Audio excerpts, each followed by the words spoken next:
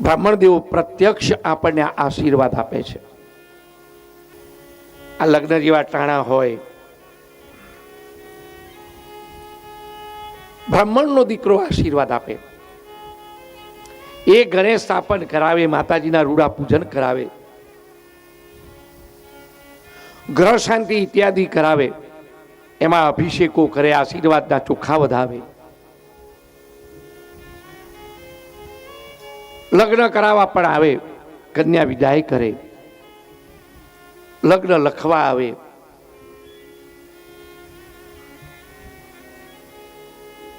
મૂળ લગ્નનો જે પ્રસંગ છે, લગ્ન કોને કહેવાય?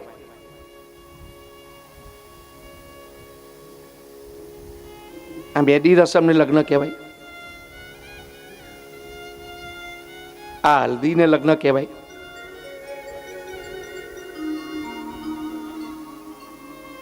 જે વિધિ વિધાન આપણા જે છે મૂળ, એ દિવસે મહાત્મે બ્રાહ્મણ દેવનું છે. રૂડા બ્રાહ્મણ દેવના સત્કારો કરવા જોઈએ કે આપ અમારા ત્યાં ક્યારે પધારશો, મહારાજ આવી જજો. હો ન કહેવાય, અપરાધ છે.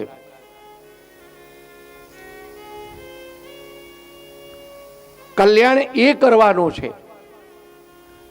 કાયદાકીય જુઓ તમે અત્યારે એ છેલ્લે તમે લગ્ન કર્યા છે એની સાક્ષીમાં સહી બ્રાહ્મણનો દીકરો કરવાનો છે.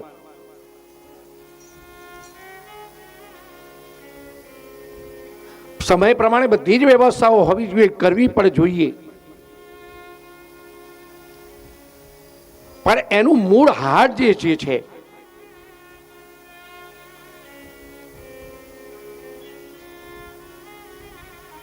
પણ અત્યારે એક લગ્ન વિધાનો જે છે એ લગ્ન વિધાનને વ્યાખ્યા જ આખી બદલાઈ ગઈ છે. જેને મુખ્ય રાખવાનો છે એને કહે છે કે આઘા જાઓ.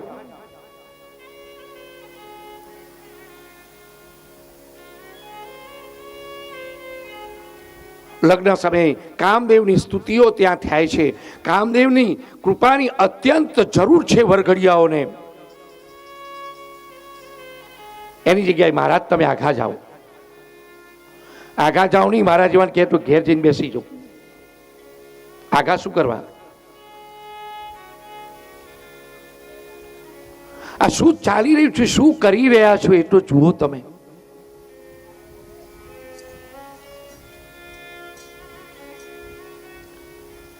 અત્યારના લગ્ન એટલે ધારો આમ આમ એવું લાગે જાણે કે આમ કોઈક નાટકોના ને કોઈ સિરિયલોના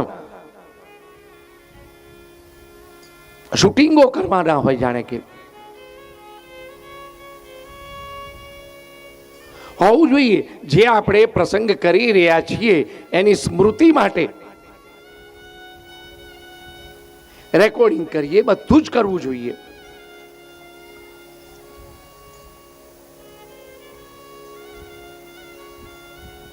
એ સાંજે લગ્નની વેળા એ બ્રાહ્મણના દીકરાની પાસે માઇક ના હોય, આમ હાથ કરી એ મંત્રોચ્ચાર કરતો હોય, ગળામાંથી એ કરતો હોય, સામે મોટા મોટા સાઉન્ડો વાગતા હોય. ત્યાં વિચાર આવ્યો છે કે બ્રાહ્મણને સાઉન્ડ આપો, એને માઇક આપો, આપણે મંત્રો સાંભળવાના છે, આપણે આશીર્વાદ લેવાના છે. શું છે મહત્વ, શું છે હોવું જ જોઈએ. સમય પ્રમાણેના બીજા બધા સાઉન્ડો જે કરવા હોય કરો, કરવા જ જોઈએ, પણ એની સામે મૂળ આપણો મુખ્ય એ વિધાન જે છે એ આજે મેં તમે ગૌણ કરી રાખ્યું છે. અને એના પરિણામો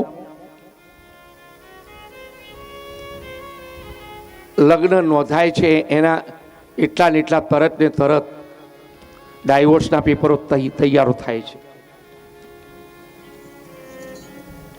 એ લગ્ન સમયે જે ધમાલો ચાલે છે, વડીલોએ બે પક્ષના વડીલોએ સાવધાન થવાની જરૂર છે. અંગૂઠા પકડવા ને એક જણા તો અંગૂઠો ઉતરી ગયો તો ચોથો ફેરો ફરી નતો શક્યો.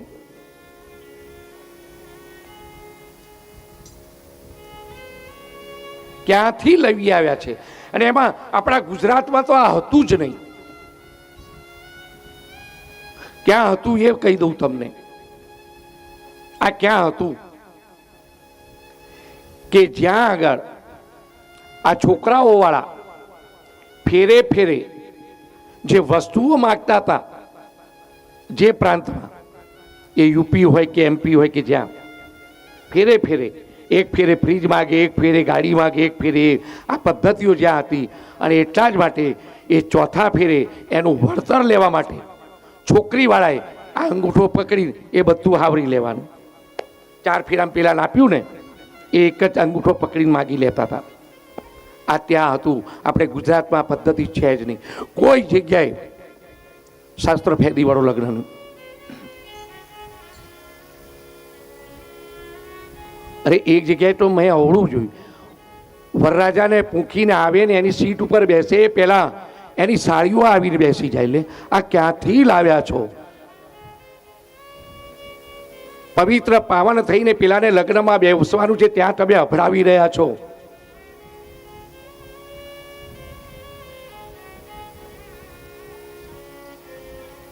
આ મૂર્તિઓ આવીને બેસે, સામે પાછી ખુરશી સાડી આવીને બેસે. લગ્ન એની સાથે કરવાના છે. શું કરી રહ્યા છો એ તો જુઓ. વડીલો કોઈ ધ્યાન આપતું નથી. આપણી આ સંસ્કૃતિ ક્યાં જઈ રહી છે?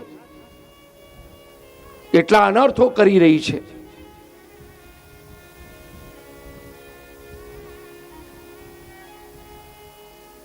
હાર પહેરાવોમાં એ ઘણી વાર એ કન્યાને પહેરાવવાની જગ્યાએ બાજુમાં ઊભી એને હાર ગળામાં જતા રહે છે.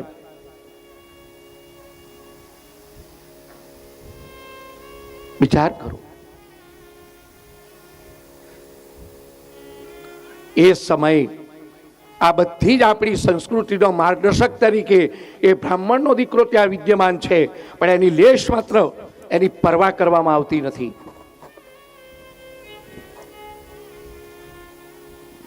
અંતરપટ શાના માટે છે? શાના માટે અંતરપટ છે? એ કન્યા ગણેશ પાસેથી સીધથી એ માયરામાં ન આવે ત્યાં સુધી એના પર કોઈની દ્રષ્ટિ ન પડવી જોઈએ. એ કોઈની દ્રષ્ટિ પડે, પર પુરુષની સુંદર તૈયાર થઈ હોય અને એના પર કોઈ પર પુરુષની પડે તો એ છોવાઈ જાય છે દીકરી.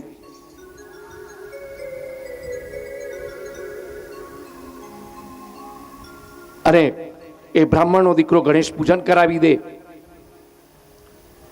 ભગવાનના સ્મરણ, કુળદેવીના સ્મરણો કરાવે, એ બ્રાહ્મણની સાક્ષી, એ સ્વજનની સાક્ષી સંકલ્પ કરાવે, અને પછી એ દીકરીનો હાથ એ મૂર્તિયાને સ્પર્શ કરાવે ત્યાં સુધી એને કોઈ પર પુરુષનો સ્પર્શ ન થવો જોઈએ. એ દીકરીને છે સાવધાની. આજે બાયરાની અંદર આવે એ પહેલા હસ્તમેળાપો ફોટોગ્રાફીમાં થઈ રહ્યા છે.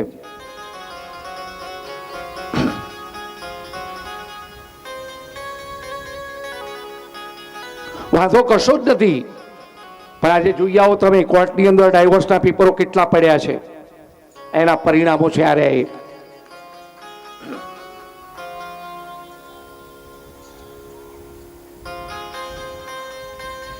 હસ્તમેળાપના રૂડા મુહૂર્તો જોવાયા હોય, અને એ સમય એ કરવું જોઈએ જે કલ્યાણ છે એની જગ્યાએ નહીં કરવાના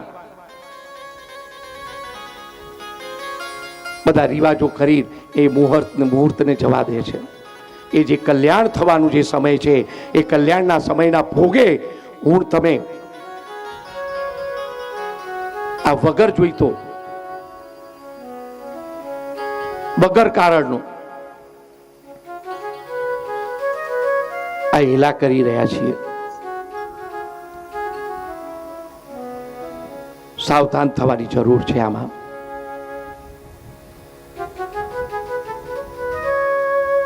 એ સમયે પવિત્ર પાવન એ બ્રાહ્મણ દેવની હાજરી ન હોય તો સંસ્કૃતિ બદલાવી નાખો. જો એ હોય તો એ વખતે સહી લેવા માટે જવું હોય તો કેટરિંગ વાળાની લેવા દો કે અમે લગ્ન કર્યા હતા, કરાવો એ સમય સહી વગાડવા વાળાની.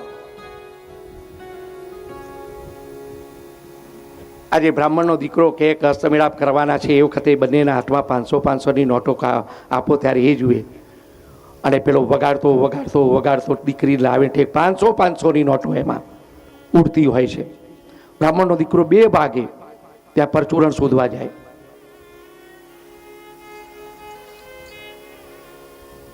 લઈ આવો ત્યાં સહીઓ એ વગાડવા વાળાની.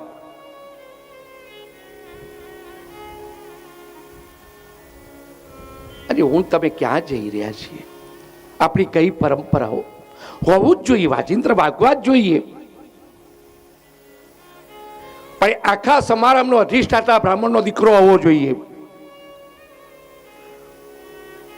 હું તો આજે બ્રાહ્મણના દીકરાઓને કહી રહ્યો છું કે જ્યાં સુધી આ લગામ હાથમાં ના આવે ત્યાં સુધી જવું જ ન જોઈએ. કરાવો એ વિવાહ જેની પાસે કરાવવા હોય, કેટરિંગ વાળા પાસે કરાવી દો, ફૂલ ડેકોરેટર પાસે કરાવી દો, મંડપ વાળા પાસે કરાવી દો, ફોટોગ્રાફી વાળા પાસે કરાવી દો, જેની પાસે કરાવાય કરાવી દો. બ્રાહ્મણના દીકરાએ જવું જ ન જોઈએ. કાં તો પછી આખો સમારંભ છે એ એના અધ્યક્ષ સ્થાને, બ્રાહ્મણના અધ્યક્ષ સ્થાને થવો જોઈએ. કરો ને ફોટોગ્રાફી, ક્યાં ના છે, થવી જ જોઈએ. પણ ફોટોગ્રાફી કરવાની છે એમ વિધાન ન થવા જોઈએ. જે વિધિ કરવાની છે એની ફોટોગ્રાફી થવી જોઈએ. એ મહારાજે હાથમાં હાથ અપાવ્યા હતા એની ફોટોગ્રાફી કરવાની છે. ફોટોગ્રાફી કરવાની છે એનો વિધાન નથી કરવાના.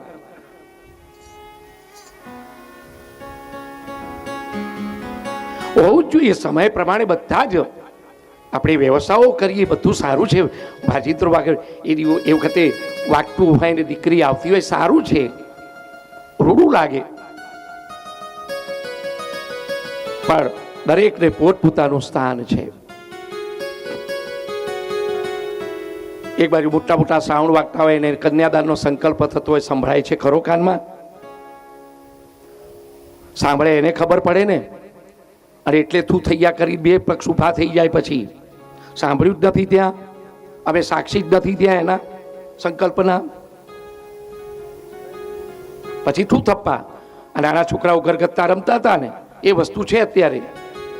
લાખોના ખર્ચાઓ કરે 2 પક્ષે, અને 2 મહિનામાં તો ડાયવોર્સના પેપરો.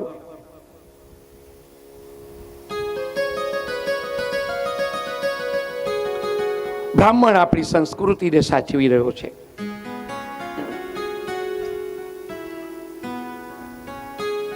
વિચાર તો કરો, કોઈ જગ્યાએ જમતો ન હોય, પીતો ન હોય, એ બ્રાહ્મણનો દીકરો આમ સવારથી આવ્યો હોય સાંજ સુધી, તમારી જાન જ્યારે આવે ત્યારે, એનું કંઈ નક્કી નહીં. રાત્રિના લગ્ન હોય, 4 વાગ્યાનો આવ્યો હોય, રાત્રે 10 વાગ્યા સુધી તમારા વરઘોડા ના આવ્યા હોય.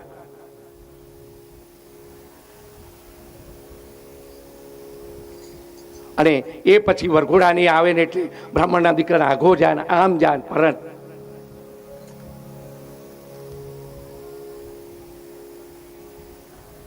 આમાં કલ્યાણ નથી. જગતનું, સમાજનું કલ્યાણ નથી, આપણા અવસરનું કલ્યાણ નથી, આપણા પ્રસંગનું કલ્યાણ નથી. અમારા ત્યાં પ્રસંગ છે, આપ ક્યારે પધારશો? કેટલા વાગે આપણે ગણેશ પૂજન કરીશું? કેટલા વાગે આપણે ગ્રહ હોમ કરીશું? સાંજે પાછા સમયસર આવી જજો. આ ભાવ જ્યાં સુધી નહીં જાગે ને બ્રાહ્મણ ઉપર, ત્યાં સુધી સમાજનું કલ્યાણ નહીં થાય. આ ભાવ હોવું જ જોઈએ. અને જી વારંવાર કહું છું, એ લગ્ન પ્રસંગનો આખો સમારંભના અધ્યક્ષ બ્રાહ્મણનો દીકરો હોવો જોઈએ. એના અધ્યક્ષ પ્રમાણે થવું જોઈએ આ પ્રસંગ. તો જ કલ્યાણ થશે મારું તમારું.